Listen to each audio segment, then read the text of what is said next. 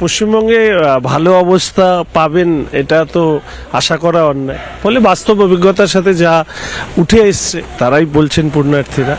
প্রথমত এর আগেও আমি বিধানসভার অভ্যন্তরেও বিভিন্ন আরটিআই যেগুলো করা হয়েছিল গঙ্গাসাগর মেলা নিয়ে, সেখানে কিভাবে দুর্নীতি করা হয়েছে সেগুলো সামনে এসেছিল। আমার ধারণা এবারের ক্ষেত্রেও একই ধরনের অব্যবস্থা তো থাকবেই, এটাকে সামনে রেখে লুটো চলবে। এই হচ্ছে বর্তমান অবস্থা। গঙ্গাসাগর পর্যন্ত বাদ নেই। পুজো হোক, উৎসব হোক, উন্নয়ন হোক, ছত্রে ছত্রে এখানে দুর্নীতি।